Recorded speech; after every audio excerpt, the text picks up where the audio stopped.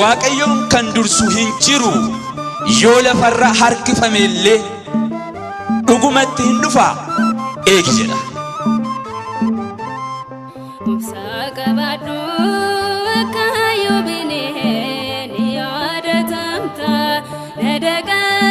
namoonni amantaadhaan jabaatanii fuula waaqayyoo yeroo hundaa dhaabbatanii waaqayyoo biraa deebii akka argatan dubbiin sagalee waaqayyoo nutti dubbata.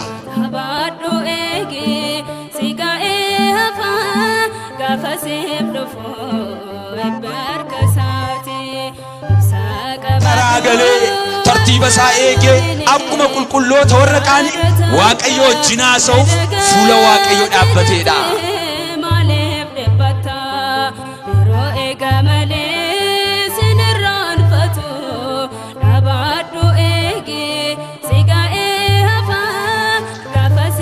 galata Iyyoob keessaan waaqayyo daawwaa fidee dhufe. obsa Iyyoob keessaan waaqayyo qoricha fidee dhufe. Iyyoob waan nangalaa gaafa dibatu nagarre faashaan dhannasaatti gaafa marsamu hin mul'anne garuu madaan Iyyoob irraa harca'aa qaamni Iyyoob inni durii deebi'aa kan gaggalagalu hin dandeenye bitaa mirgatti mirgaa bitatti duudaan garaan ciisutti ka'e.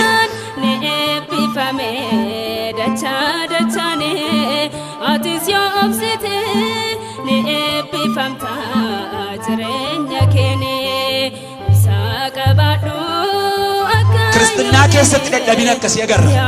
Afuuraan jalqabnee fuuniin raawwanna. Amantaan jalqabnee shakkiidhaan raawwanna.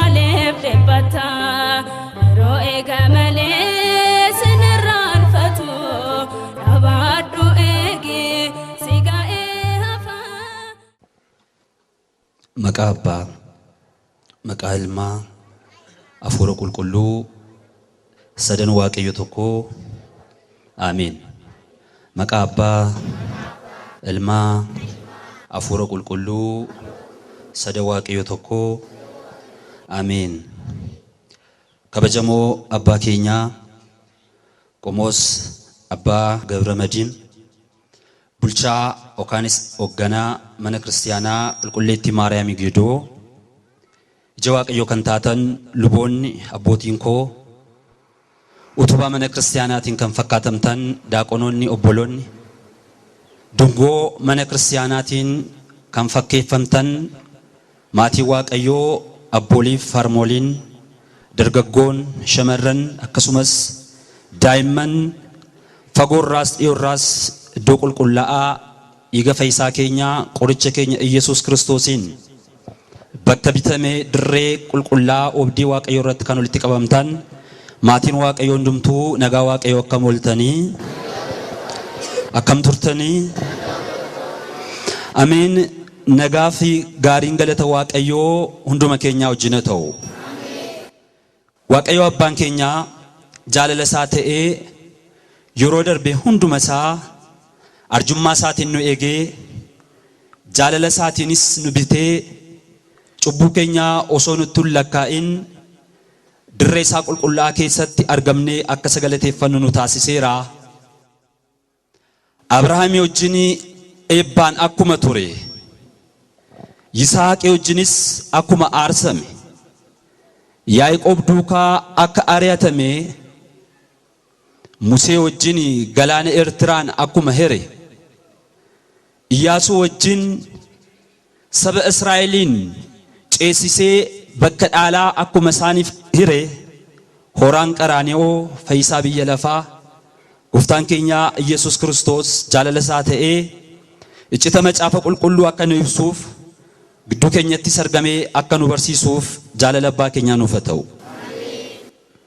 Akka jaalala Waaqayyootti guyyaa irraatti kan waliin ilaallu kutaa macaafa qulqulluu keessaa nuuf kan ta'u jireenya kan nutti agarsiisu Waaqayyo ofii isaa filatee kan ittiin dubbatu nuti immoo kan ittiin dhaggeeffannu mata duree yoo tureyyuu Waaqayyoon kan dursuu hin jiru mata duree jedhuun dubbanna.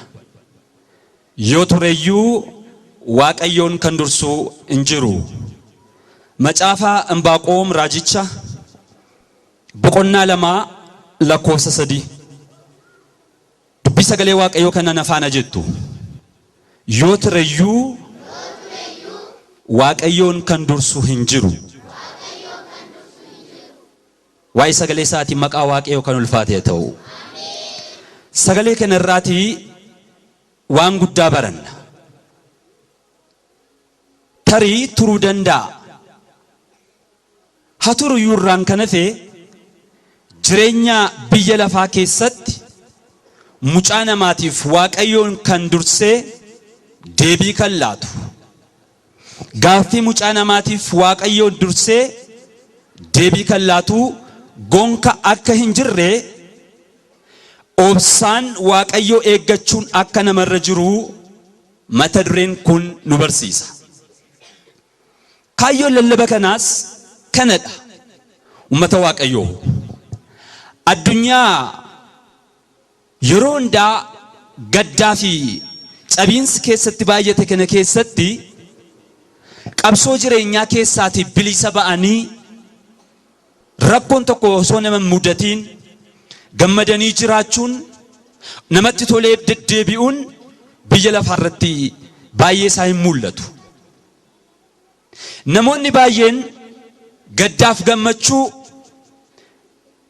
argachuuf dhabiinsa kan keessatti keessumsiisan wanta taateef yeroo hundaa cabiinsa keessatti mul'ata.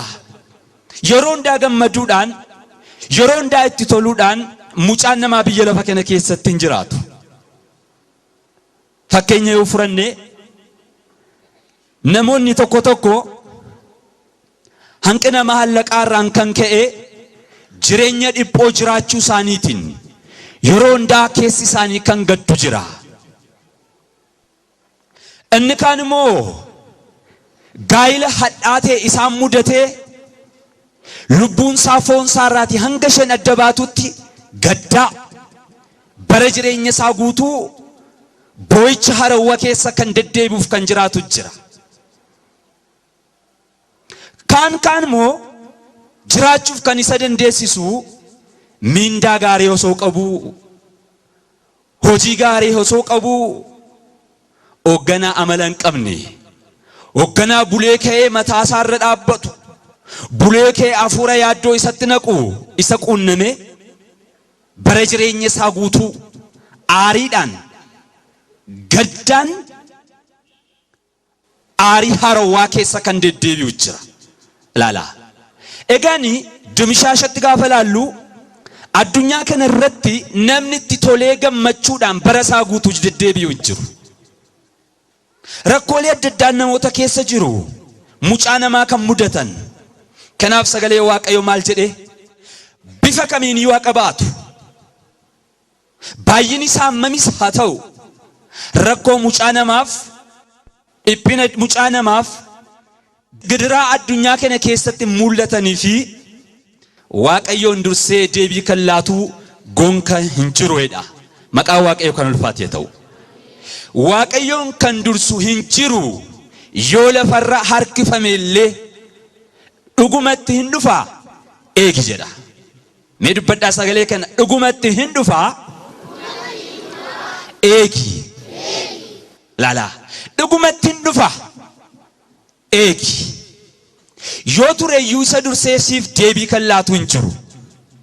Yoo lafarra harkifame illee waaqayyoon dursee dhufee kan deebii siif kennu hin jiru. Tarii lafarra harkifamuu hin danda'u uummata waaqayyoo. Kanaaf addunyaa kana irratti qormaatni adda addaa mucaa namaarra gaafa ga'u obsaaf tasgabbinaan waaqayyoon eeggachuun akka sarra jiru sagalee waaqayyoo kun nu agarsiisa. Keessumatti dubbii hafuuraatti namoonni gaafa jajjabaatanii deddeebi'anitti gidiraa baay'ee keessa deebi'ama. Rakkoolee qormaata adda addaa keessa deddeebi'ama. Kun immoo dirqama kiristaanaati.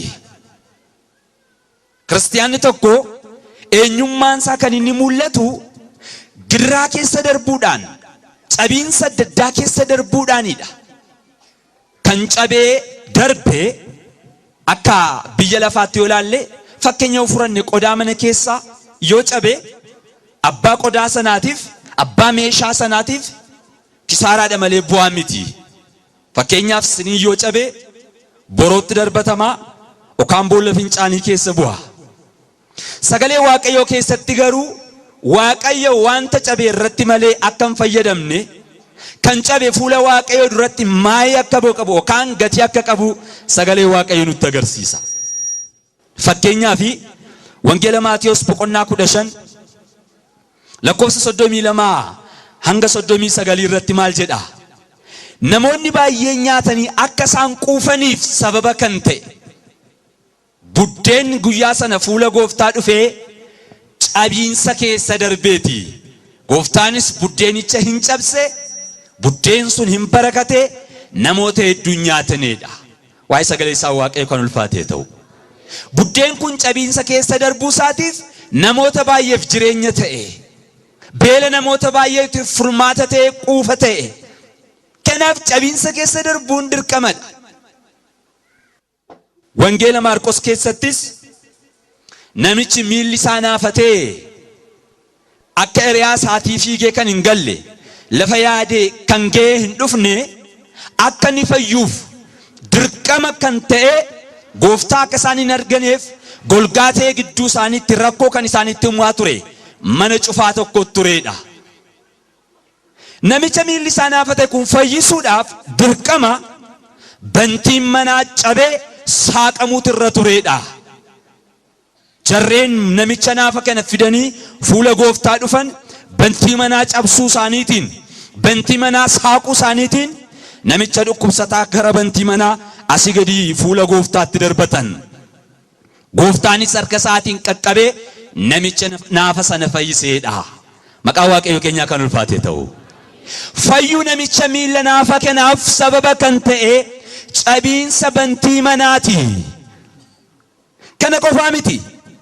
Wangeela Luqaas boqonnaa 7 lakkoofsa 36 irratti urgooftuu yookaan shittoo gatiinsaa mi'aa ta'e fooliin of keessaatti qabu urgaa'ee addunyaan marri akka itti gammaduuf dirqama bilqaaxxiin shittuu sana cabuutu isarra ture. Shittuu sana bilqaaxxii isaa cabsanii urgaa isaa miila Gooftaaf qaama Gooftaatti naqan. Naannoo sanaaf Gooftaa bira kan turan hundumtuu urgaa foolii shittoo sanaatiin gammadani jedha. Ilaala. Fooliin shittuu sanaa akka ba'uu fi dirqama bilqaaxxiin shittoo sanaa cabuutu isarra ture. Wangeela Yohaannis boqonnaa 11 lakkoofsa 1 irrattis yoo ilaallu namoota gaddi mana isaanii keessatti gale sababa Al'aazaariin obboleessi isaanii jalaa du'een Maartaaf Maariyaam maatiin isaanii hundumtuu lapheen isaanii gaddaan cabee darbe. Gaddi laphee isaanii garuu fayyina obboleessa isaaniitiif sababa ta'e Gooftaa Yesuus Kiristoosiin mana isaaniitti affeere. Lapheen isaanii cabee, lapheen isaanii gaddaan guutamee bakka jirutti Kiristoos Yesuus boo'icha isaanii ilaalee gala jarreen kanaa dhufuudhaan mana isaanii keessa seenuudhaan nama du'ee halkan 4 boolla keessa ture du'a keessaa maqaa duwwaa waamuudhaan du'a keessaa yookaan awwaala keessaa kaaseedha. Waa'ee gochaa isaatiin maqaa Waaqayyoo kan ulfaate haa ta'u. Mata Waaqayyoo dubbii hafuuraa keessatti dirqama, dubbii kiristinnaa keessatti dirqama, cabiinsa keessa darbuun dirqama ta'a. Cabiinsi bifni isaa adda adda ta'uu danda'a. Namoonni baay'een dubbii Waaqayyoof amanamanii ittuu jiranii bara jireenya isaanii guutuu garuu gaddaan darbu. Bara jireenya isaanii garuu gadadoo keessa jiraatu. Dhabiisa keessa jiraatu. Dubbatanii dhugaa dhabu. Dhugaa baatanii jalaa dhokata. Kanaaf kan kana fakkaatu jireenya isaanii keessatti deddeebi'a. Sanas ta'e kanas garuu namoonni amantaadhaan jabaatanii fuula Waaqayyoo yeroo hundaa dhaabbatanii Waaqayyoo biraa deebii akka argatan dubbiin sagalee Waaqayyoo nutti dubbata. Yoo tureeyyuu Waaqayyoon kan dursuu hin jiru. Dhugumatti hin dhufaa eegeedha. Mee seenaa wangeela keessaa yookaan macaafa qulqulluu keessaatii namoota obsaan Waaqayyoon eeggatanii dhugumatti Waaqayyoos dhufee gidduu isaaniitti argamuudhaan deebii namoota ni lalaateef namoota muraasa waliin ilaalla. Waaqayyo hunduma keenyaa wajjin haa ta'u. Jalqaba irratti fakkii obsaa kan ta'e hangafa abbootaa yeroo hundaa maqaan isaa fakkiidhaan kan ka'u abbaa keenya Iyyoobin ilaalla. Macaafa Iyyoob boqonnaa tokko lakkoofsa tokko kaasee hanga boqonnaa 42 seenaa jiru gabaabinaan ilaalla. Ummata Waaqayyoo Iyyoob yeroo hundaa fakkii biyya lafaa obsaaf fakkii kan ta'e amantaadhaan fakkeenya kan ta'e Waaqayyoon turanii eeggachuudhaaf fakkeenya kan ta'edha. Macaafa Iyyoob boqonnaa tokko lakkoofsa tokko irratti akkas jedha. Biyya Hotsaa jedhamtu keessatti nama Iyyoob jedhamu tokko turedha. Nama maal jedhamu ture? Nama Iyyoob jedhamu ture jedhee jalqaba. Seenaa seenessa. Seenaan isaa baay'eedha. Jalqaba duwwaarra wanta jiru ilaalla. Nama Iyyoob jedhamu tokko ture. Innis hirrina kan hin qabne, nama yaada qajeelaa, nama Waaqayyoon sodaatu, hamaarraas kan gore tureedha. Waa afur kaayera ummata Waaqayyoo. Maal jedhee? Tokkoffaarratti hirrina kan hin qabne, nama foon uffatu ta'eetu jiru akkamittiin namni hirrina dhaba? Sagalee Waaqayyoo garuu Iyyoobiif ragaa ba'uudhaan jalqaba. Sagalee Waaqayyoo gaafuma jalqabu waa'ee Iyyoob eenyu akka ta'e maalummaa Iyyoobiin gaafa dubbatu nama hirrina hin qabne tureedha. Lammaffaarratti nama yaada qajeelaa. Nama maali ture? Nama maali ture? Lammaffaa saalaalaa nama yaada qajeelaa ture. Sadaffaarratti nama Waaqayyoon sodaatu tureedha. Nama Waaqayyoon sodaatu. Akkamitti Waaqayyo sodaachuu jechuun tarii humna qabeessa wanta ta'eef darbatee abidda buusaa. Tarii Waaqayyo humna qabeessa wanta ta'eef jireenya koo barbadeessaa jedhee sodaatee laata? Sodaa jaalalaa Waaqa isaa sababa ta'eef oolchee kan isa bushu isa wanta ta'eef fayyaa isaa kan eegu maatii isaa kan diddiiru isa wanta ta'eef bakka hunduma isaa jireenya isaa gidduu seenuudhaan haala kan mijeessuuf isa wanta ta'eef sodaa jaalalarraan kaasanii sodaatan jechaadha. Kanaafiti nama Waaqayyoon sodaatu hamaarraas kan gore tureedha. Maqaa Waaqayyoo kan ulfaatee ta'u. Maalirraan kan gore ture? Hamaarraas kan gore ture. Jarreen arfan kun jireenya keenya keessatti deddeebi'anii nu barsiisuun dirqama ummata Waaqayyoo. Kan sagalee kana dhaggeeffachaa jirru ragaa macaafni qulqulluu Iyyoobiif ba'eedha. Nama qajeelaa ture, hanqina kan hin qabne ture, Waaqayyoon kan sodaatee deddeebi'u ture, hamaarraas kan gore ture. Mee yaada sammuu keessanitti namni akkasii raawwiinsaa maal ta'uu qaba? Namni qajeelaan, namni hanqina hin qabne, waan hundumaan guutuu namni ta'e, sodaa Waaqayyoo keessa isaatti kan qabu, Waaqayyoof abboomamee namni jiraatu, cubbuu namni hin hojjenne, raawwiinsaa maal ta'a jettanii yaaddu? Ummata Waaqayyoo sammuu keessan keessatti qabadhaa. Nama akkasii ture erga jedhe booddee ijoollee durbaa 3, ijoollee dhiiraa 7, dimshaashat ijoollee 10 qaba ture. Amma amala Iyyoobiif nama fuuraa ta'uusaa Kiristinnaa Iyyoobiin dubbate. Ittaansee maal jedhe? Waa'ee qabeenyaa isaa nutti hima. Qabeenyaan biyya lafaa irraa qabus maal jedhe? Hoolota 7,000. Hoolota meeqa qaba? Sababni isaa ummata Waaqayyoo jabana sana doolaara lakkaa'uun hin turre. Bara sana keessa birrii lakkaa'uun hin turre. Warqee lakkaa'uun hin turre. Bara Iyyoobbaa keessa keessumatti biyya ba'aa keessaati namoonni jiraatanii kan isaan lakkaan qabeenyaan isaanii kan inni madaalamuuf ilaalamu horiidhaan ture. Kanaaf maal jedhee? Hoolota 7,000 qaba ture. Gaala 3,000, qotiyyoo cimdii 500, harree dhaltuu 500 qaba ture. Waa'ee qabeenyaa isaa nutti himaa jira laala. Qabeenyaan Iyyoob jabana isaa keessatti isa kan gitu hin turre. qabeenyaan guddaan gaaladha, qabeenyaan guddaan qotiyyoodha, qabeenyaan guddaa hoolota turan wanta ta'eef qabeenyaa isaa kenna lakkaa'ee fi kaa'ee macaafni lafaa kee miti uummata Waaqayyoo. Badhaadhina isaa agarsiisuuf, qabeenyaa isaa agarsiisuuf, nama mami'amma akka ture, nama guddaa akka inni ture agarsiisuuf kana hundaa dubbate. Kana booddee ijoollee 10 qabeenyaa amma kana lafa inni qabatee jiraatutti ijoolleen isaa 10 kun dabareedhaan mana obboloota isaanii keessatti deddeebi'uun mana obboloota isaanii keessatti ol affeeranii nyaata nyaatu dhugaatii sin dhugu turanidha. Eessatti ol affeeraa turanii? Mana obboloota isaanii. Ijoolleen dhiiraa warri 7 nyaataaf dhugaatii qopheessuudhaan, ijoolleen dhiiraa warri 7 waan dhugamu qopheessuudhaan dabareedhaan mana obboloota isaanii dhaqanii nyaatanii dhugu. Warri durbaa waan qopheessan hin qaban. Affeerraa kana irratti garuu hin hirmaatu turanidha. Maarree Iyyoob affeerraan kun erga dhume booda ijoollee isaa walitti qabee tarii lafa nyaatanii dhugan kana keessatti Waaqayyoo isaanii gaddisiisaniiru laata? Darbaa haasa'aniiru laata? Waaqayyoo mufachiisaniiru laata jechuudhaan ijoollee isaa waame eebbisaa.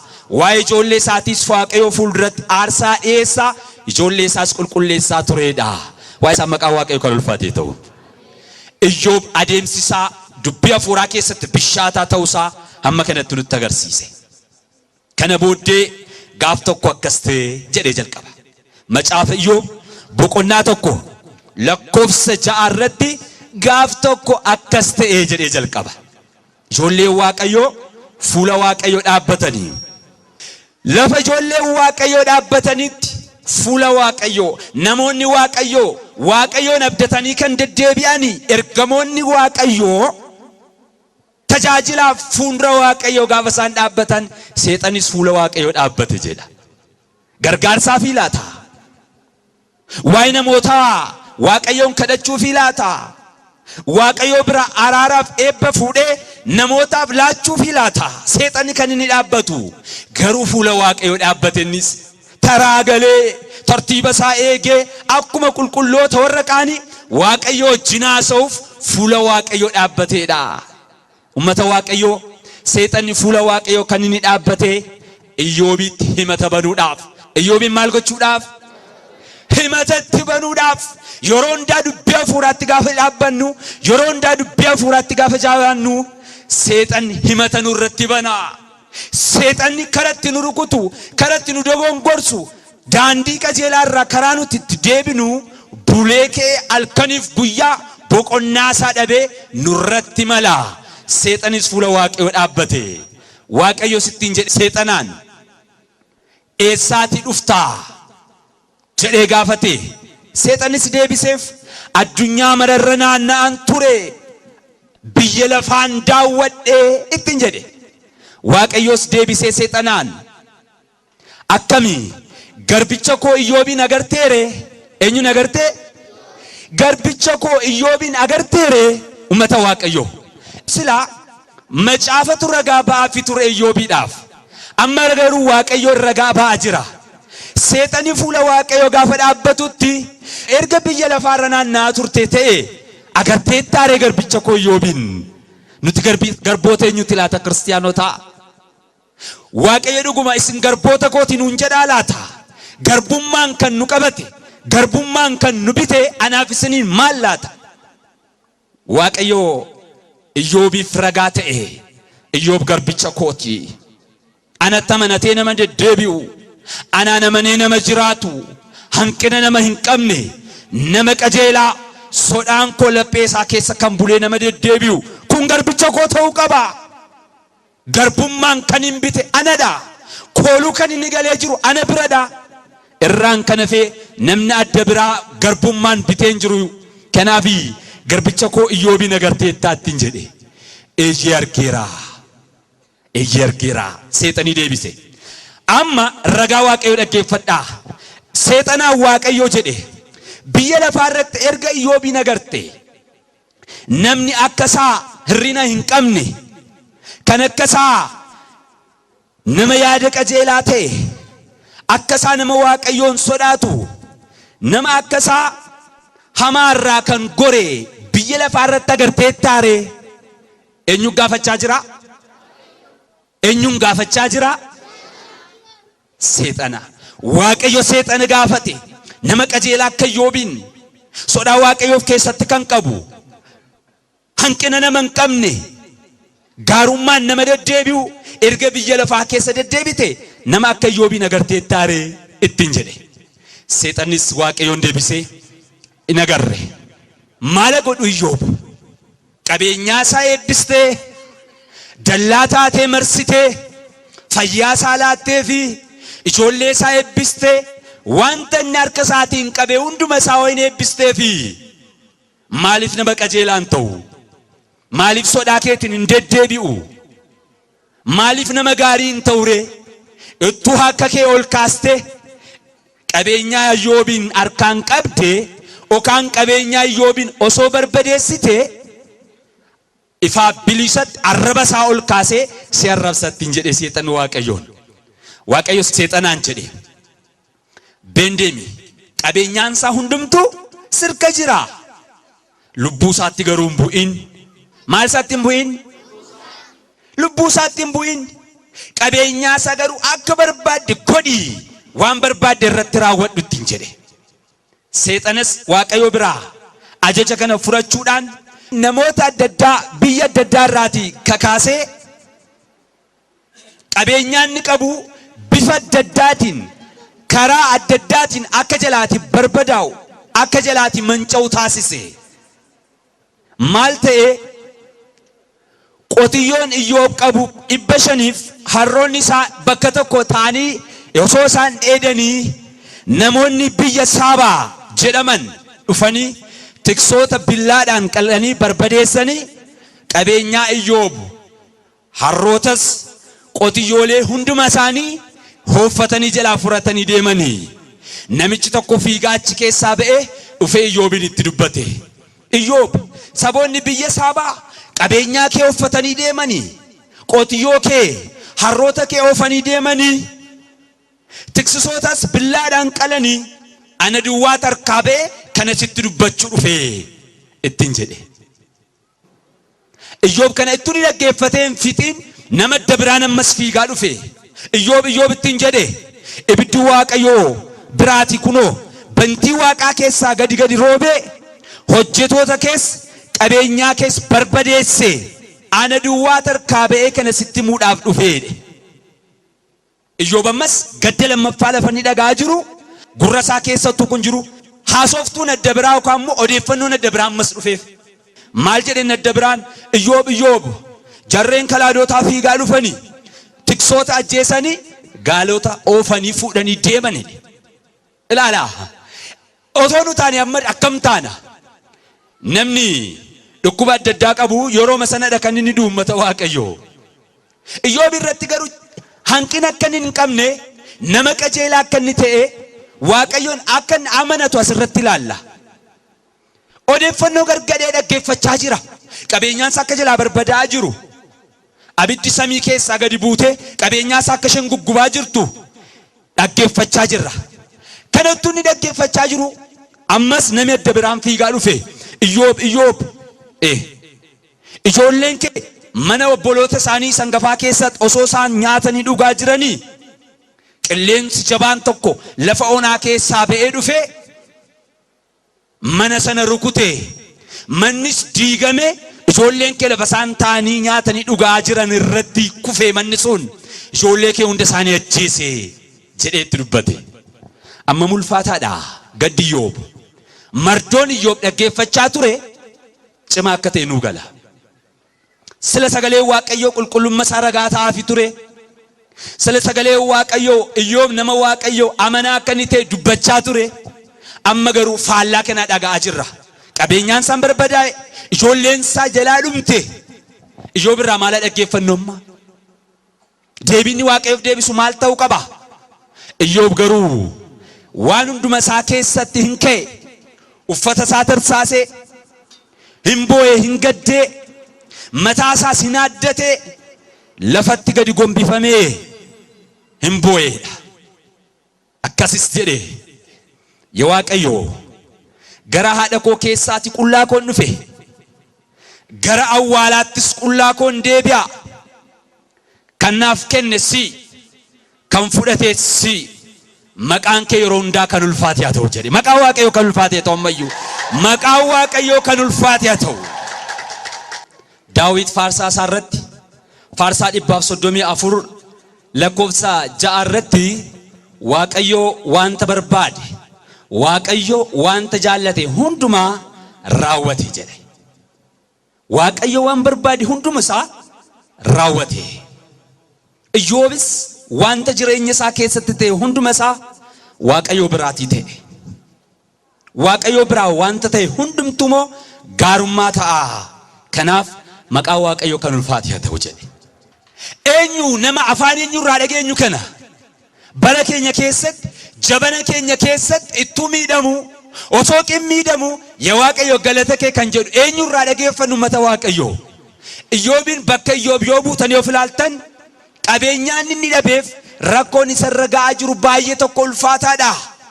Iyyoob garuu kana hundaa keessatti Waaqayyoon hin gaddisiisne hamaas hin hubbanne Waaqayyo kana goote jedhee Waaqayyoon hin hadheessineedha. Maqaa Waaqayyo keenya kan ulfaate ta'u. Kana booddee seexanni ammas fuula Waaqayyo dhaqe. Seexanni fuula Waaqayyo gaafa dhaabbatutti Waaqayyo seexanaan jedhe eessaa dhufta yaa seexanaa? Biyya lafaarra naanna'an ture. Dabaltee garbicha koo Iyyoobin agarteettaattiin jedhe Waaqayyo. Eeyyeen argeera. Agarteetta mitiiree? Qabeenyaa isaa akka mancaasuuf ijoollee isaa akka ajjeesuuf ati anaan kakaastee turte Iyyoob irratti. Inni garuu hanga ammaatti qajeelummaa isaatti yookaanis immoo nama gaarummaa isaa agarsiisaa jira. Qajeelummaa isaatti jabaatee jira jedhe. Seexanni deebisee maal godhu? Namni lubbuu isaaf gaafa jedhu maal wanta hin godhin maaltu jira? Bakka lubbuu isaatii mucaa isaa laataa, bakka lubbuu isaatii qabeenyaa isaa laataa. Kanaaf akka lubbuu isaatti ati jalaan buuneef qabeenyaan isaa gaafa barbadaa'u ijoolleen isaa gaafa duutu qajeelummaa isaatti jabaatee dhaabbatee siinsi galateeffate jedhe. Waaqayyo sittiin jedhe Iyyoob seexanaan ammas harka kee keessa jira Iyyoob beenaqiitii waan barbaadde irratti raawwadhu jedhe. Seexanni gammadee fuula Waaqayyo ba'ee gara Iyyoobii deemuudhaan aarii irraa qaba wanta ta'eef faana miilla isaatii jalaa kaasee hanga gubbee mataa isaatiitti madaadhaan rukuteedha. Maaliin rukute? Madaadhaan rukute. Madaa hamaa, madaa cimaa. Bitaa mirgatti akka inni hin galagalleef, duddaan akka inni hin ciisneef, namni illee gargaaree akka hin galagalchineef qaamni isaa hundumtuu raamma'ee madaadhaan rukutameedha. Yeroo kanatti Iyyoob bitaa mirga isaa gaafa ilaalu namni tokko bira hin jiru. Qobaasaa ture. Qiraacii fuudhee qiraaciidhaan qaama isaa yookaan madaa isaa hooqqachuutti ka'eedha. Qaama isaa sukkumuutti ka'e madaa isa hoosisu gaafa hooqamu kan dhiigu jireenya isaa kan fokkisiisu eenyummaa isaa kan nama irraanfachiisu madaa hamaatiin seexanni faana miilla isaatii kaasee hanga gubbee mataa isaatiitti madaadhaan rukute jedhe. Haati manaa isaa fiigaa dhufte. Iyyoob ammayyuu qajeelummaa keetti jabaattee jirta.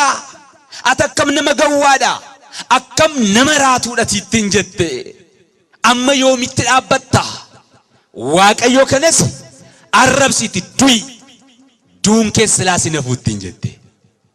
Madaasaa baatee gaddamarrummaan isaatii ciniinnatee qabatee ati dubartoota orra kachachaloo keessaa, dubartoota orra dhibaa'oo keessaa, orra tuffatamoo keessaa ati ishee tokko fakkaata.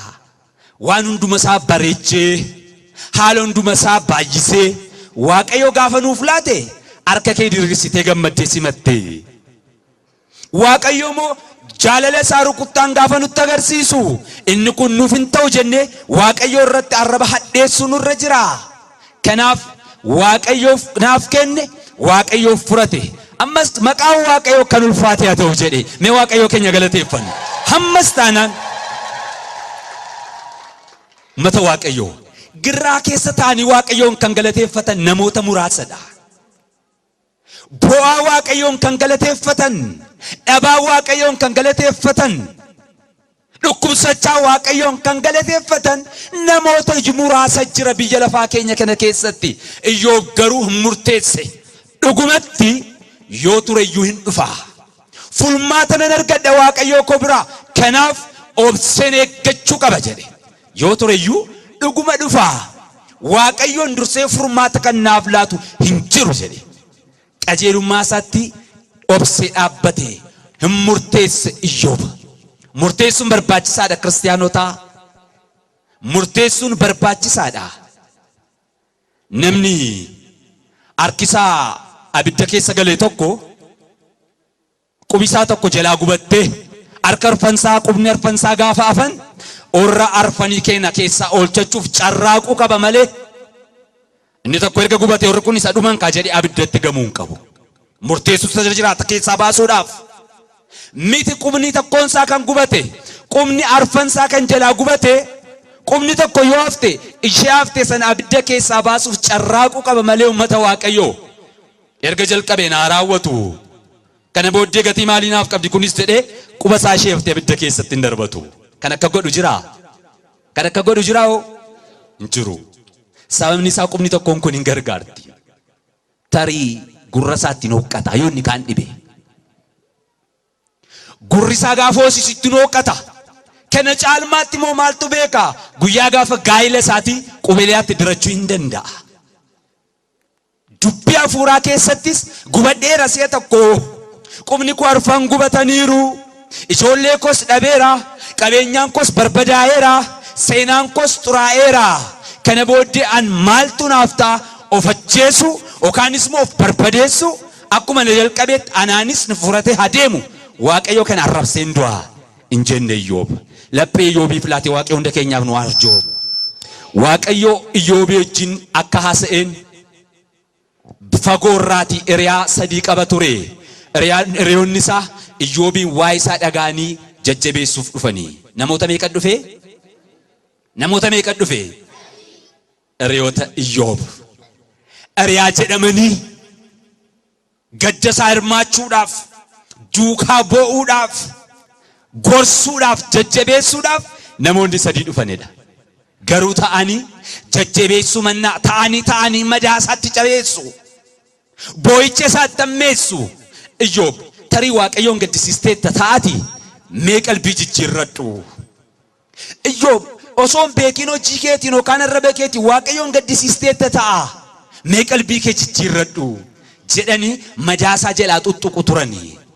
Yoo tureyyuu waaqayyoon kan dursu hin turre. Jireenya Iyyoob keessatti, gidiraasaa keessatti, maatii isaa dhabee, haati manaa isaa gantee dhiistee deemtee, qabeenyaa isaa keessaa harka duwwaatti hafee, maqaan isaa xuraa'ee, hiriyoonni isaa isa gaddisiisanii, gidiraa baay'ee keessa gaafa inni darbutti waaqayyo samiirra taa'ee ilaala. Eessa taa'ee ilaala? Waaqayyo jireenya Iyyoob keessatti ni ilaala. Boo'icha Iyyoob keessatti ilaalaa jira. Tarii uummata waaqayyo jaalala isaa waan gaarii yookaan olmaa gaarii nu horuu duwwaadhaan miti kan inni nu mul'isu. Waaqayyo ibidda keessatti jaalala isaa hin mul'isa. Waaqayyo balaa konkolaataa keessaa nu hambisuudhaan jaalala isaa nuuf mul'isa. Waaqayyo gadadoo keessatti nu darbatee achi keessatti jaalala isaa nuuf mul'isa. Waan gaarii qofa hin eeginaa. Gaafa nyaattanii quuftan, uffattanii isinitti miidhagu, hojii gaarii gaafa argattan, mindaa baay'ee gaafa lakkooftan, seenaa guddaa gaafa argattan, taayitaa aboo guddaa gaafa argattan qofa waaqayyo na duukaa jira. Jaalala isaa naaf mul'isee hin jedhinaa.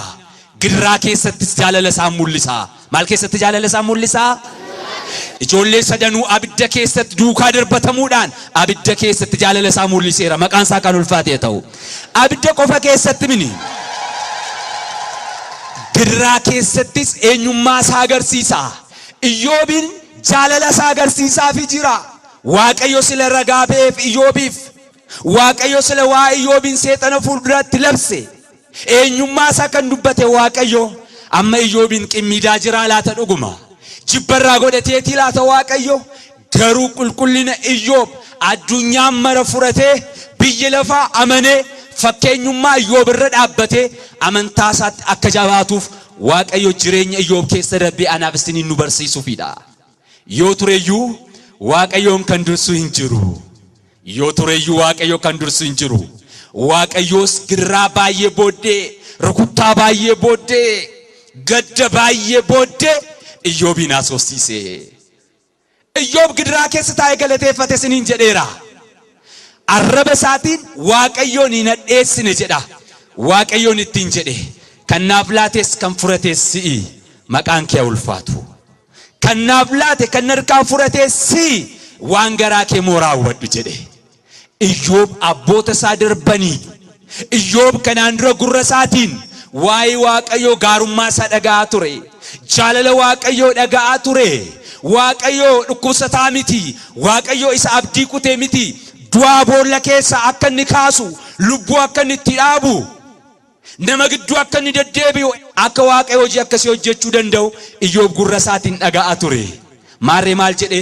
Macaafa Iyyoob boqonnaa 42 lakkoofsa 1 irratti Iyyoob gaafa dubbatutti akkas jedha.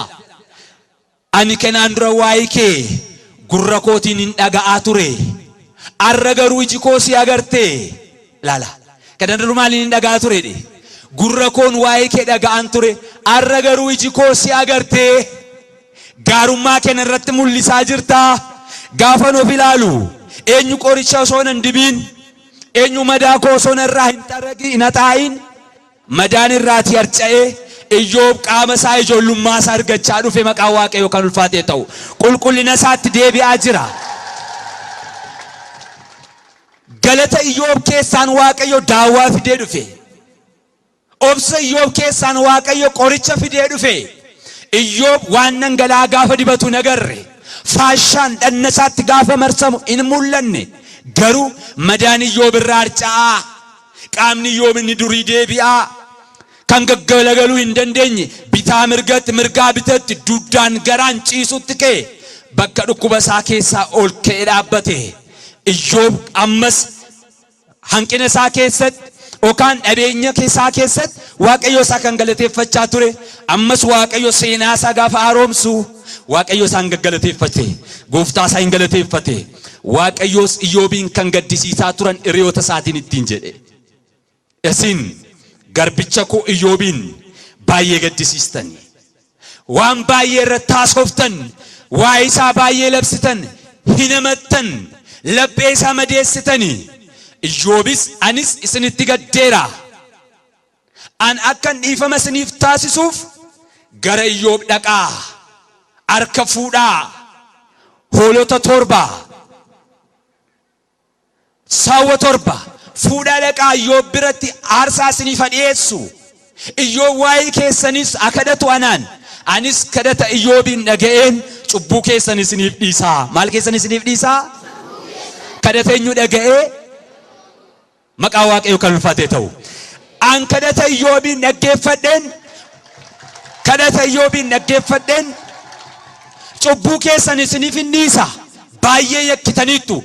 Kanaaf harka fuudhaa dhaqaa Iyyoobiin dhiifama gaafadhaa jedhe. Fuudhanii Iyyoob bira dhaqan. Iyyoobis waa'ee isaanii hin kadhate. Waaqayyo jarreen sanaafis dhiifama isaaniif taasiseedha. Yoo tureyyuu waaqayyoon kan dursu hin jiru. Waaqayyo yeroo kanatti maal godhe? Qabeenyaa Iyyoobii, fayyaa Iyyoobii dachaa godhee deebise. Iyyoob kanaan dura ijoollee 10 qaba ture.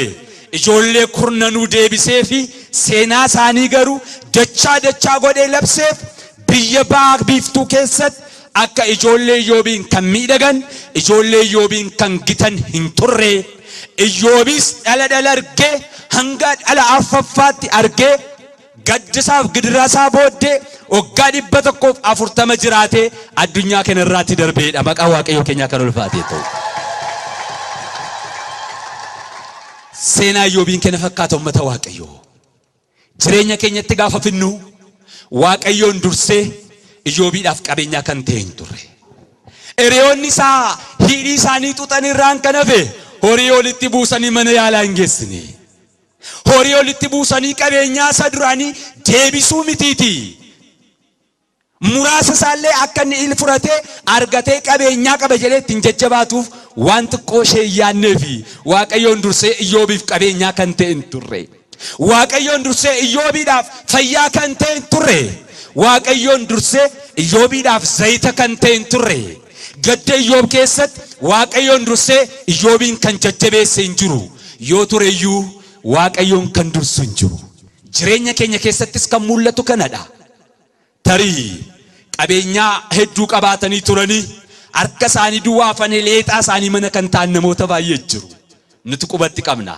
kun kana booddee naman ta'u. eessaa kaa kun kana booddee jireenya maal ergata kun kana booddee hamma inni nutti qoose amma inni maqaan isaa biyya lafaa irratti labsame dabareen kan keenya waa'ee keenya labsamaa gidiraa isaa dubbatamaa iyyummaa isaa labsamaa fi dadhabina isaa dubbatamaa fi jedha biyyi lafaa. waaqayyo garuu obsaan kan isa eeggataniif gidiraa keessatti turanii waaqayyoon kan eeggataniif yoo tureyyuu bakka isaanitti deebisuuf amanamaadha. iyyoobiin bakka ganamaatti isa deebise, jireenya isaatti isa deebise, qaama isaatti isa deebise, horii isaatti isa deebise, eenyummaa isaa ganamaatti deebise. waa'ee isaa addunyaan marri akka haasa'uuf waaqayyo isa taasiseera. fayyummaan qulqullootaa jedha. qulqulloonni fayyummaan isaanii nama biraa osoo hin ta'in waaqayyo biraatii jedhamee faarsaa daawit irratti akkuma barreeffame. fayyuun qulqullootaa, daawwaan qulqullootaa namoota biraa miti, waaqayyo biraati jedha daawit. eenyu biraati fayyuun qulqullootaa? qorichi qulqullootaa eenyu biraati? waaqayyo biraa eeggachuu qaba. kanaaf yoo tureyyuu waaqayyoon kan dursu hin jiru. lammaffaa irratti seenaa nama baay'ee jireenyi isaa fakkiinuuf ta'u tokko agarra. namni kunis Yoosefidha. Yoosef ijoollee Yaaqoob keessaa isa 11ffaadha. abbaan isaa bara dulluma isaa keessa kan argate baay'ee kan jaallatu ture. Yoosefis abbaa isaatiif in ajajama. umuriin isaa gaafa waggaa 17 ta'u tiksee obboloota isaa duukaa ba'ee tiksee yookaan immoo hoolota tiksaa ture. maarree yeroo hundaa xinnummaa isaatti kaasee hafuura waaqayyoon kan jabaate waanta tureef dubbii waaqayyoo waanta gadi fageenyaan beekuuf waaqayyo yeroo hundaa bifa adda addaatiin mul'ataan Yoosefin haasofsiisaa ture. mul'ata argu kana immoo obboleessa isaattis abbaa isaattis hin dubbata ture. obboloonni isaa sarratti naafu. abbaan mul'ataa hin dhufe kunoo. inni abbaan keenya baay'ee jaallatu mucaan sooressaa. nutoo ijoollee ormaati. nutoo kana ijoollee abbaa buddeenaati. siif abbaa keetti jechaatti qoosaa. Yoosef irratti waa'ee isaa baay'ee dubbatu turan. Yoosef garuu abbaa isaaf ajajamee mana keessattis alattis ergamaa ture. maarree gaaf tokko maal ta'ee Yoosef obboleonni isaa lafa isaaniitti tiksummaa irratti bobba'anii jiranitti abbaan isaa fayyummaa ijoollee obboloota keetiif horiin kos akka isaan fayyaa ta'an dhaqi ilaali jedhee gaafa inni ergutti fagoo irratti ilaalanii inni gammadee obboloota koon ergadhee fayyichaan gaafa deemu isaan garuu kunoo abbaan mul'ataan dhufe. yeroo hundaa nu bobeessa keessa keenya nurraati adda inni jireenyi isaa. kanaaf kottaa hin ajjeesna jedhanii obbolaa isaanii irratti mari'atanii. obbolaan bara obboleessa isaa irratti ka'ee jirudha. bara keenya keessattis kenna mul'ata kiristaanotaa. namoonni baay'een obboloonni isaanii osoo isaan beela'anii quufanii kan ofirratti balaqamantu jiru. obboleessa keenya illee hin ajjeesnu. waan fedhe yoo ta'e obboleessa kaasnee boolla keessatti illee darbanna yookaan ofirraa fageessina malee hin ajjeesnu jedhee. dhugumayyuu hangafa waanta ta'eef gaddee obboleessa isaanii fuudhanii qarshiitti jijjiiranii biyya ormaatti gurguratanii. eenyuun gurguratanii? Yoosef maal isaanii ture? obboleessa isaanii. obboleessa ofii horiitti jijjiiruu, obboleessa ofii qarshiitti jijjiiruu addunyaa mara irratti kan ilaallu kanadha. horii ergannaan obboleessa isaa ajjeesuuf kan qophaa'e baay'ee jira. taayitaa argachuuf obboleessa isaa irratti kan kaka'e hedduu jira. jireenya maatii isa namaa balleessuuf funyoo buddeen obboleessa isaatti kutuuf kan qophaa'ee jiru addunyaa kana mara irratti kan ilaallu jireenya akkasiiti. obboleessa isaanii gurguratan. Yoosefis gurguramee biyya ormaa deeme. biyya ormaa gaafa deemutti Yoosefin kan bitu horii kaffalee kan fudhate geggeessaa waardiyyaa mana Fara'oon keessa kan hojjechaa ture Phiixfaaraa kan jedhamu ture. Hin bitee mana isaa keessa kan tajaajilu Yoosefin taasise. Yoosef amanamummaadhaan mana gooftaa isaati yookaan mana Phiixfaaraa keessa hojjeta. Akkamittiin hojjechaa ture? Amanamummaadhaan. Akkamittiin deddeebi'aa ture? Amanamummaadhaan. Yoosef gaafa mana Phiixfaaraa keessa galu kaasee Waaqayyo mana Phiixfaaraa eebbise. Waaqayyo Yoosefin duukaa tureedha. Waaqayyo inni wajjin ture. Yoosefin duukaa ture. Yoosef gaafa ari'atamu Waaqayyo duukaa ari'atame. Waaqayyo Yoosef gaafa godaan duukaa godaanaa ture. Ansu duukaan ba'a sin boqochiisas akkuma jedhee barreeffame. Seera ba'uu boqonnaa 33 lakkoofsa 15 irratti. Ansi duukaan ba'a sin boqochiisas. Yoosefin duukaa Waaqayyo tureera. Yoosef biyya ormaan deema. Maatii koorraan adda ba'e. Obboloota koo na gurgure jedhee lafa inni gaddutti sagalee Waaqayyo nutti himu kan nutti agarsiisu. Waaqayyo isa duukaa beera waan ta'eef gammachuudhaan ba'e deeme. Maarree manni mootii isaatii sababa Yoosefin hin eebbifame. Qabeenyaan Phiixfaaraa sababa Yoosefin hin baay'ate. Waaqayyo Yoosefin duukaa deddeebi'e. Yeroo kanatti simboolaatee fi ayyaana baay'isee fi Waaqayyo Yoosefiif Phiixfaaraan mana isaa amanee qabeenyaa isaa hunduma isaa akka inni bitu akka inni geggeessu hangafummaadhaan akka inni geggeessuuf Yoosefitti kenne. Haadha manaa isaa duwwaan laanneef. Phiixfaaraan mana gadhiisee biyya adda biraa deeme. Seenaa isaa beektu. Haati manaa Phiixfaaraa Yoosefiidhaan affeerraa fokkisaa laatteef kunoo abbaan manaan koo mana hin jiru. Anis qophaa koo hin jira. Manni kunoo bilisa. Namni nu argus hin jiru.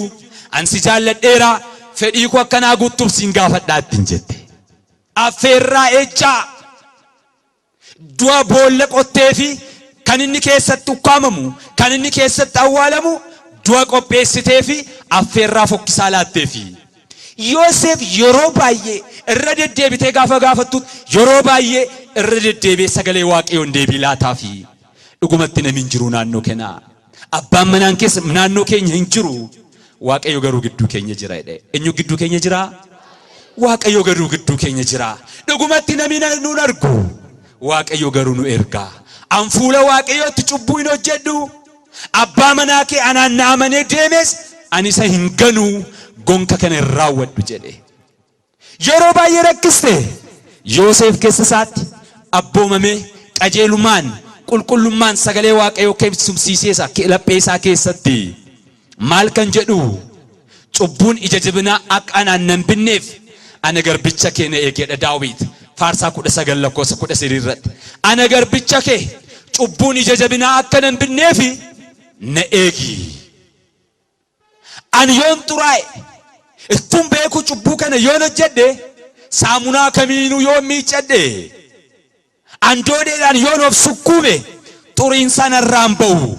Ana garbicha kee cubbuun ija jabinaa akka nan binneef na eegi jedhe. Ermiyaas raajii isaa boqonnaa 2 lakkoofsa 22 irratti saamunaa hedduu yoo bittan baalan doodee daaraadhaan yoo miiccattan xurooftaniittu gonkan qulqullooftan jedha. Namoonni baay'een xuraa'uuf akka dhiqatan beektu.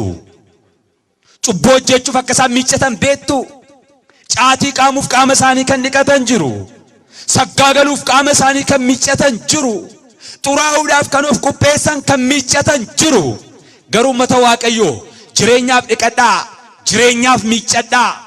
Namni cubbuu hojjete fuula Waaqayyootti yakka kan hojjete akkam yoo of miicceeyyuu jedhe gonka isin fuuldura kootti hin qulqullooftanii osoo beektanii hojjettan osoon isinitti labsu osoon isin gorsuu deebi'uu diddanii akka fedhe yoo miiccattan hin qulqullooftan jedha.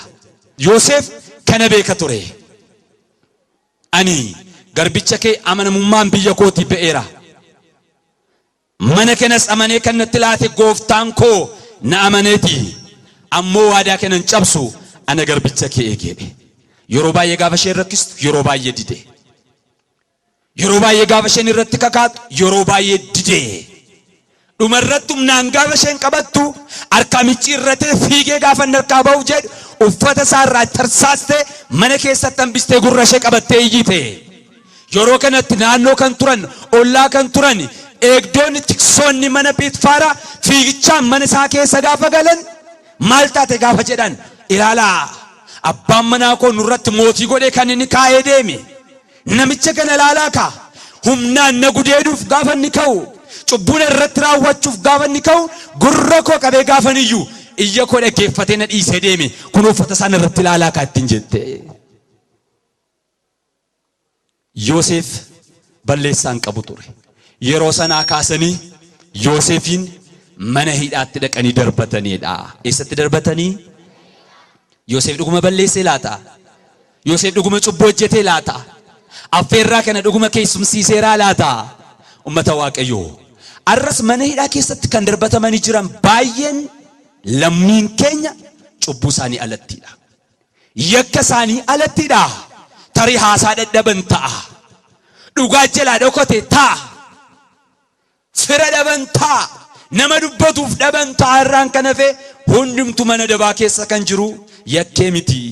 Sobaan dhugaa irratti ba'anii arraba caalanii abshaalomanii namoota baay'ee mana hidhaa keessatti gataniiru. Kana duwwaa miti. Yoosef gaafa hidhame hidhamtoonni garboonni maatii mootii bakka isaan hidhamanittidha. Hojjettoonni mana mootii keessa lafa isaan itti hidhamaniif namni uummanni adda biraa lafa inni itti hidhamu adda adda ture. Yoosefinis hojjettoota mana mootii keessa lafa isaan itti hidhaman keessatti hidhaneedha. Adeemsa akkasii biyya keenya keessatti barame gaariidha. Namichi sangaatee, namichi makiinaa hatee, ijoolleen karameellaa saantima tokko hattee mana hidhaa tokko keessatti hidhamu. Mana dabaa jedhamee galamu. Mana dabaattuun ta'in mana shaakalaati manni sun. Mucaawwaa xiqqoo hatee lixee akkamittiin akka makiinaan hatamu, gommaan akkamittiin akka buqqa'u, sangaan akkamittiin akka hatuu danda'u shaakala addaa furatee ba'a. Kanaaf hundumtuu akka cubbuu isaatiitti akka balleessaa isaatiitti adabbii isaattuu fudhatee gaariidha. Yoosef yoo balleessuu baateeyyuu, Yoosef yoo yakkuu baateeyyuu akka nama yakkamaa tokkotti, akka nama badii dalage tokkotti asiif achi butaa kuffisaa kaasaa mana hidhaa keessatti dhaqanii darbatanii. Yoosef as keessa jiraachuun anaaf gaariidha. Achi keessa taa'es Waaqayyo isaa galateeffatee. Mana hidhaa keessa taa'anii namoonni Waaqayyoon galateeffatanii. Gaarummaaf nuuf ta'a jedhu. Maaliif nuuf ta'a? Maaliif nuuf ta'a? Gaarummaaf nuuf ta'a. Namoota Waaqayyoof ummata Waaqayyoo jecha kana yeroo hundaan dubbattu beektu. Egaa waan hundumtuu gaarummaadhaaf jedhama mitiiree jettu. Namicha isa hanna dhaqee ittuunnatu waraanamee mana qorichaa ciise dubbisuu dhattanii abbaa baluu maal godhure gaarummaaf hojedha jettu. Hanna dhaqee isa waraanamee gale sooba dhaqee yookaan haadha manaa namaa gudeeduu dhaqee achitti isa rukutamee mana hidhaa galee gaarummaadhaaf ittiin jettu. Sagalee Waaqayyoo gaarummaaf kan inni jedhe beektu. Roomee boqonnaa 8 maal jedha? Akka sagalee Waaqayyootti namoota deddeebi'aniif yaada Waaqayyoo kan raawwataniif waan hundumtuu gaarummaaf akka ta'e amanna jedhe.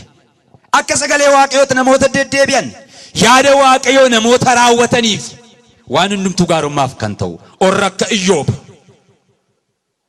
orra akka Yoosef jaalala Waaqayyoo kan raawwatan akka sagalee Waaqayyootti namoota deddeebi'aa jiran isaaniif gidiraan isaan irra ga'u, dhiphinni isaan irra ga'u gaarummaadhaaf ta'a.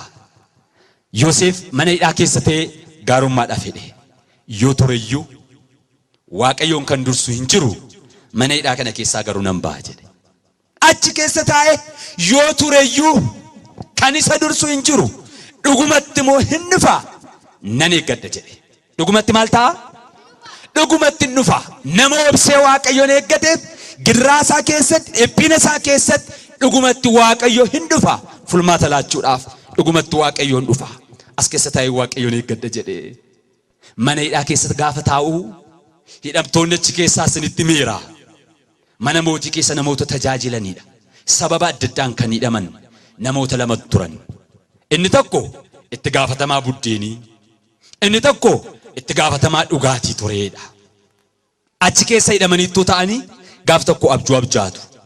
Lachuu isaanii abjuu isaanii nama isaanii fiiku gaafa barbaadan Yoosefitti himatan. Yoosefis abjuu lamaan isaanii hiike. Abjuun isaanii maal kan jedhuudha? Guyyaa sadii booddee lamaan keessanii mana hidhaatiin baatu. Guyyaa meeqa booddee? Guyyaa sadii booddee lachuu keessan mana hidhaa keessaan baatu.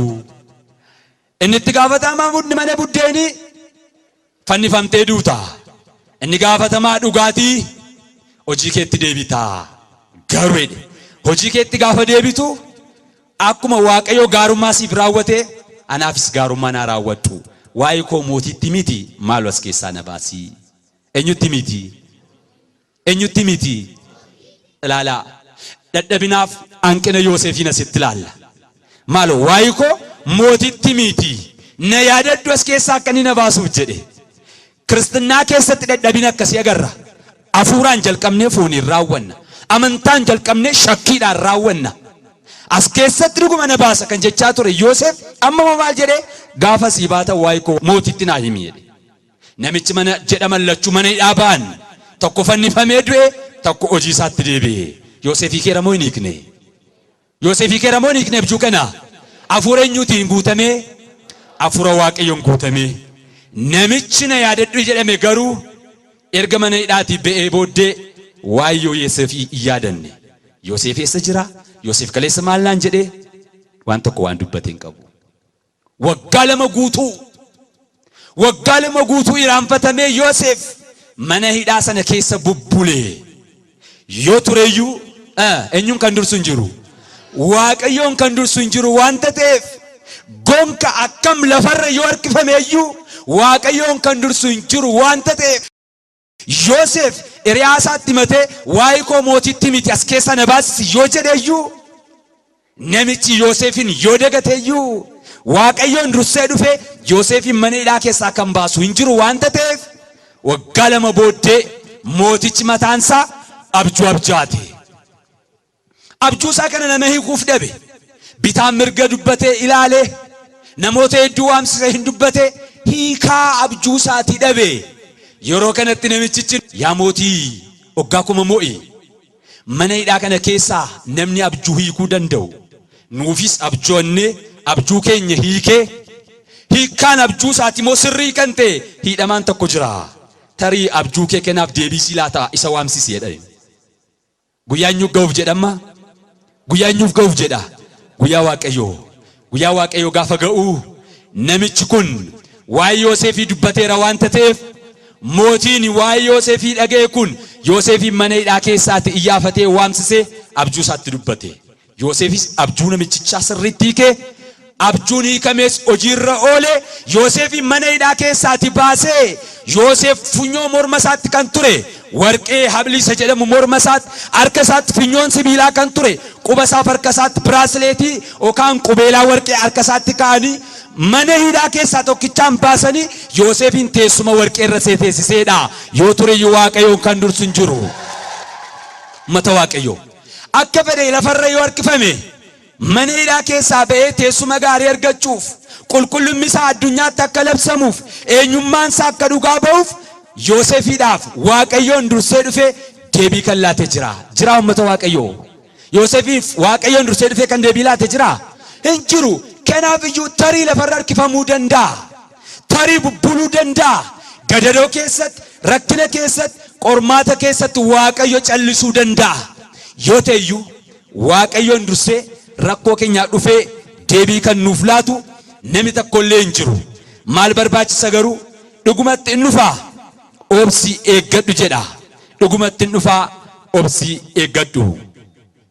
Nuti obsa barbaachisa. Amantaa keenyatti jabaachuuf nu barbaachisa. Dubbii sagalee Waaqayyoo keessatti nama kaleessaa jireenya kaleessaa ofirraa baasnee nama haaraa uffachuu nurra jiraata. Jireenya haaraa argachuu nurra jiraata. Jijjiirama agarsiisuuf nu barbaachisa. Lafuma kaleessaa yoo jirrate iddoo kaleessaa dhaabbanne yoo ta'e oggaa kumaatamallee yoo Waaqayyoon eegne deebii argachuu hin dandeenyu. Garuu amantaan jijjiiramu nama haaraa uffachuu jireenya haaraa deddeebi'uu barbaachisa. Iddoo kaleessaa teessu taatanii adabbii keessa dabartanii qormaata keessa dabartanii namuma kaleessaati isin yoo taatan deebiin dhufuu dhiisuu danda'a. Dargaggeessa amala gadhee qabu tokko ture. Harkisaa kan deemu harkisaa kan deemu jechuun maal jechaadha? Maal jechuudha? Hattuu. Yeroo hundaa hata. Yeroo hundaa mana hidhaa deema. Yeroo hundaa hatan gadhiisama. Mana hidhaa deema. Gaaf tokko hatee ammas qabamee mana hidhaa deeme. Poolisiin mana hidhaa sana eegu ilaalee aaree gubatee namicha sanana ati mana kana hin dhufin jennaan isin diddee inni istuu ati hojii kee kana gubateetiin yeroo baay'ee hidhee gadhiiseera ati lammaffaa isin hin beekne koo akkasin agarreen isin hin jenne gaafatti hin jedhu maaliin godhereen an dhufuun barbaade poolisoota isin jedhina qabeena fida jedhe callisanii fidaanii jiru amma namicha kana amma dhufuun barbaade amma yutaanaan isaan garuu yeroo hundaa qabanii na fidu isa dhuma kana booddee hattee ergamteennaan sin balleessan sin ajjeesatti hin jedhe lammaffaa iji koo akkasin agarree hojii kana irratti bobbaateennaan akka duutu barii an kana booddee siif obsan qabu jedhee gadhiisise. Gaafa inni gadhiisisu maal jedhe isinitti fakkaate? Gadi ba'ee boorsaa isaa keessa ilaalee horii dhabee aasaa siyaanaa qooqa siyaanaatiin bakka har'a hin hojjenne wanta ta'eef bor yoo gaafa hojjedhu siin bocca qaxannoo isheettiin jedheedhama. Bor maal hojjechuuf jedha? Bor maal hojjechuuf jedha? Hatuudhaaf jedha. Har'a hin jiru bakka bor yoo hojjedhe horii xixinnoo isheen siin laadhattiin jedhee. Bor yoo maal hojjechuuf jedha jechuudha namichi kuni hatuudhaaf jedha jechaadha. Jijjiirama kan hin agarsiisne adabamee qimmiidhamee hidhamee garafamee gidiraa keessa darbee achuma yeroo hundaa jireenya akkasii namoonni baatan jiru. Waaqayyo nuuf kan inni barbaadu jireenya keenya keessatti jireenya jijjiiramaa nama haaraa akka taanuuf nama waaqayyo akka taanuuf jijjiirama yeroo yerootti jireenya keenya keessatti akka agarsiisnuuf waaqayyo kana nurraatii barbaada. Nama jijjiiramee jiraatu waaqayyo nu haa taasisu. Mata waaqayyo. Egaani dimshaashatti gaafa ilaallu jireenya keenya keessatti wanti hedduun kadhannee lafarra kan harkifaman jiru. Barbaannee kan nuti hin arganne, kadhannee deebii kan nuti hin arganne, yaannee bira ga'uu kan dadhabne, abdii kunnee kan teenyu jireenya keenya keessatti obsaaf amantaan yoo waaqayyoon eegganne dhugumatti waaqayyoon dursee dhufee nuuf kan deebii nuuf ta'u hin jiru. Mana kiristaanaa keenyaas kan isheen nu barsiistu kanadha. Yoo tureeyyuu waaqayyoon kan dursu hin jiru. Garuu obsiti eegi dhugumatti dhufaa.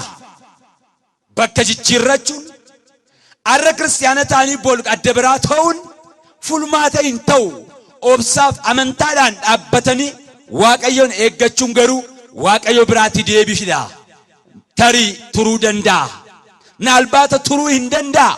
Kiristaanonni immoo gidiraa keessa akka Iyyoobiin mana hidhaa keessa akka Yoosefiin turanii bulanii obsaan waaqayyo amanamaa amanatanii akka isaan turan sagalee waaqayyo nu barsiisa.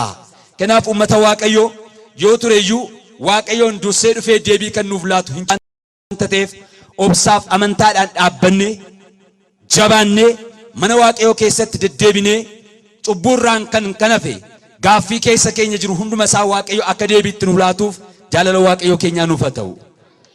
Waaqayyo sagalee sana nu barsiise kanaan nu haa eebbisu. Firii 30 dhibba buufannee mootummaa isaa kan itti dhaallu waaqayyo nuuf haa taasisu. Wasbaat ለእግዚአብሔር